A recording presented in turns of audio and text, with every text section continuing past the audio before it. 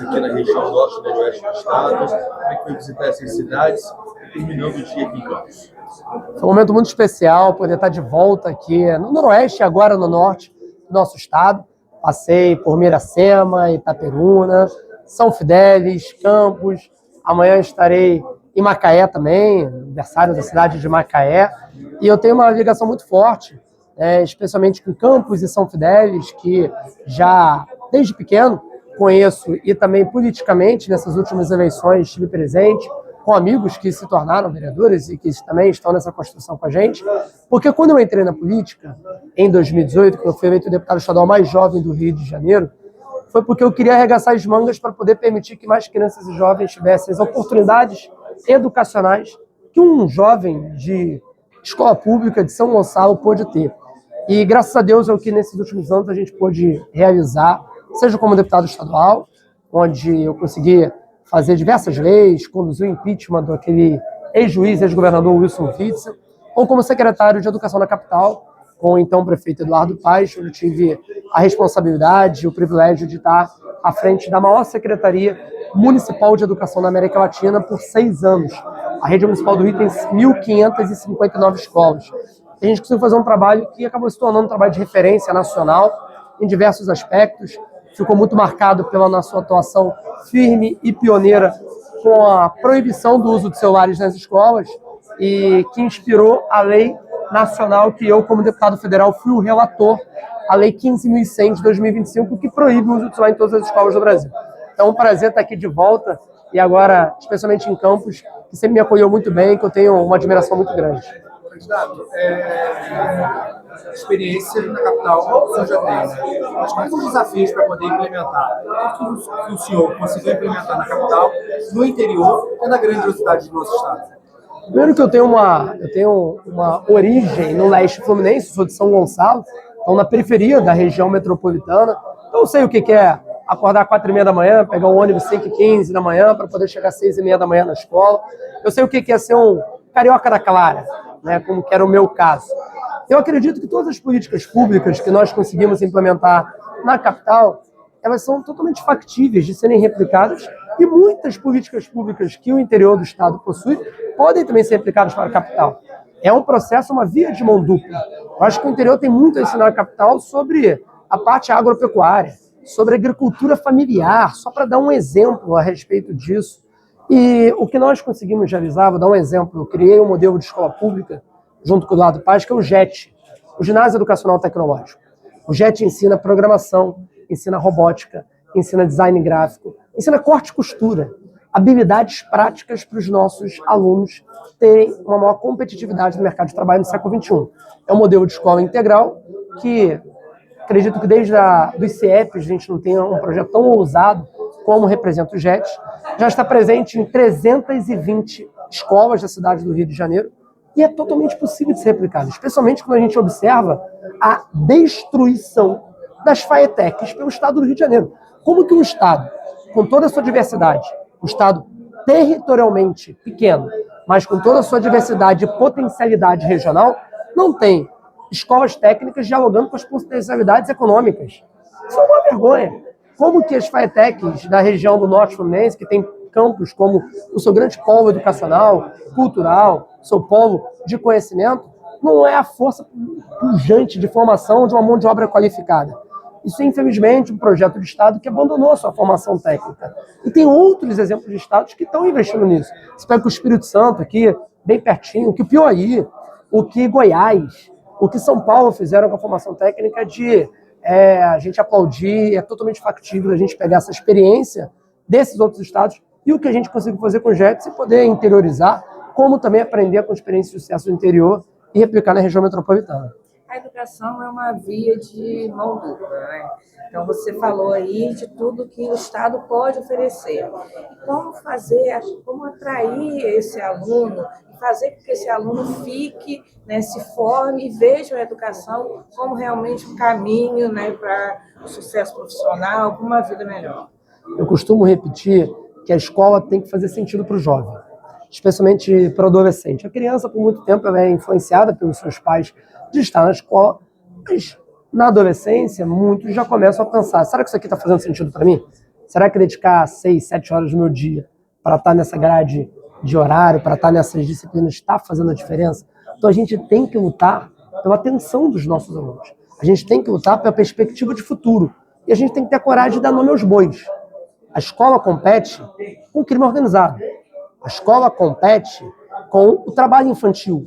A escola compete com a triste estatística do nem estuda nem trabalha.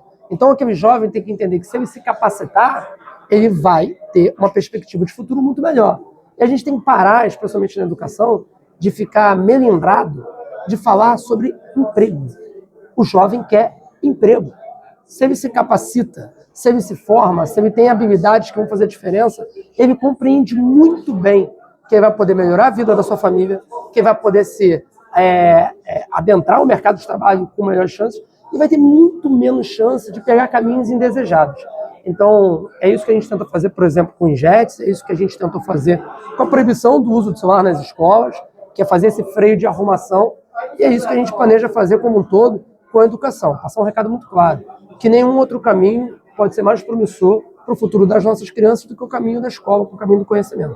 Candidato, o senhor faz parte de um grupo político que tem o ex-prefeito do Rio, Eduardo Paes, liderando as pesquisas para o governo do Estado, né? Como o senhor avalia esse cenário, tanto na capital quanto no interior, a nível tanto de primeiro quanto de segundo turno?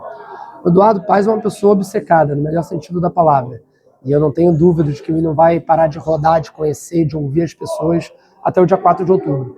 E o Eduardo é uma pessoa que está há 30 anos nos representando como subprefeito, como prefeito, como deputado federal, como secretário estadual e municipal. E tem 3 coisas que eu diria que são inquestionáveis, 3 características inquestionáveis sobre o Eduardo Paes. A primeira delas é que o Eduardo Paes é uma pessoa que trabalha muito. Eu sou testemunha disso, fui secretário dele por 6 anos. A melhor forma de falar com ele é 4h30 da manhã, que ele está online no WhatsApp respondendo e despachando. Segundo, ele é apaixonado pelo estado do Rio de Janeiro. É uma pessoa que é apaixonada e defende esse nosso pedaço de terra chamado Estado do Rio de Janeiro com unhas e dentes.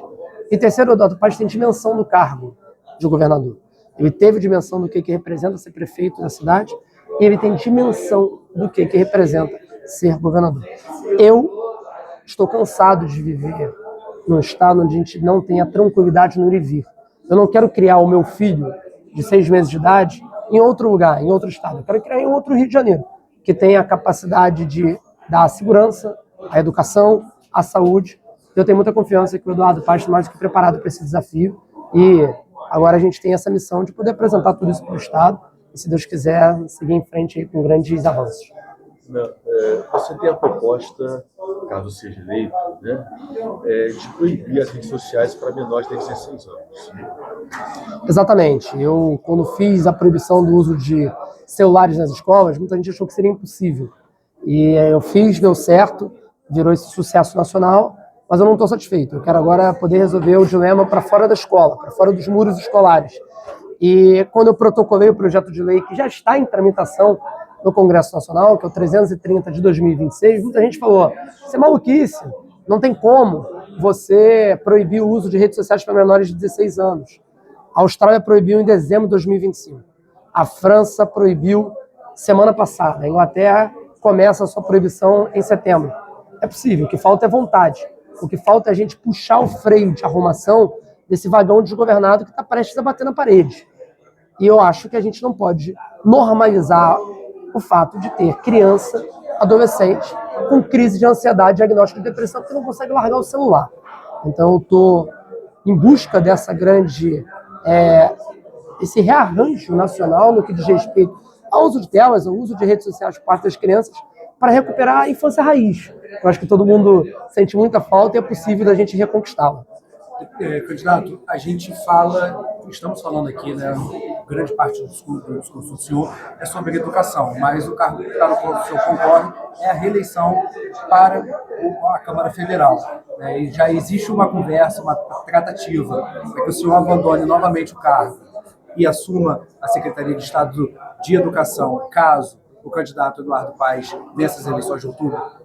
Isso é prerrogativa de quem ganha a eleição. Né? Então, a primeira coisa que tem que acontecer é o meu futuro governador ser eleito. O que eu posso dizer é que eu quero muito poder atuar como representante do Estado do Rio de Janeiro. Eu quero atuar com pautas legislativas muito fortes, como a proibição do uso de redes sociais. A gente já pôde demonstrar isso nesses últimos anos. E eu quero muito também ajudar na reconstrução do nosso Estado.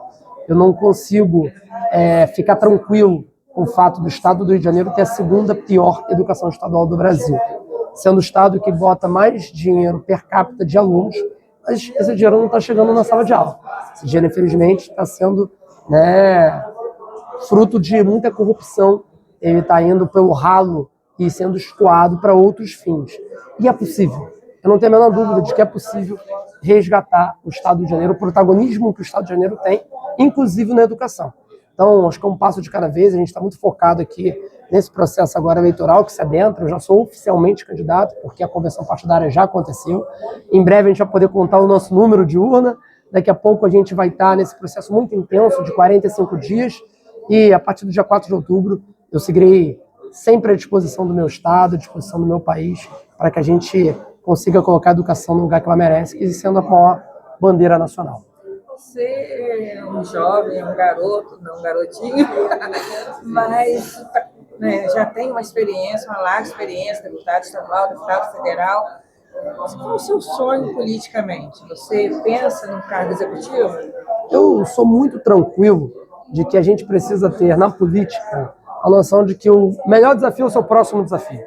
Então, assim, eu sonho um dia poder disputar uma eleição no executivo, mas eu faço parte de um grupo político que tem no Eduardo Paes a sua principal liderança, e a gente precisa, acima de tudo, ter quadros para o nosso Estado. Seria um privilégio para o nosso Estado poder ter diversos quadros que possam virar prefeitos, governadores. Acho que tem um grande exemplo aqui, que é o nosso superprefeito da capital, o Eduardo Cavalieri, que tem a minha idade, a minha geração, e que em 2022 foi eleito deputado estadual, virou secretário da Casa Civil, vice-prefeito de Eduardo Paes, e assumiu a prefeitura do Rio de Janeiro, a segunda maior prefeitura do Brasil, o 8º maior orçamento público do Brasil. A gente precisa de novos quadros, reoxigenando a política fluminense. É muito triste você olhar para o estado do Rio de Janeiro e ver o governador sendo caçado por crime eleitoral, o presidente da LERJ, campista, sendo preso por associação com o Comando Vermelho. Você vê diversos outros deputados que têm um envolvimento, e isso não precisa. O Rio de Janeiro não pode ficar com essa fama tão negativa nacionalmente.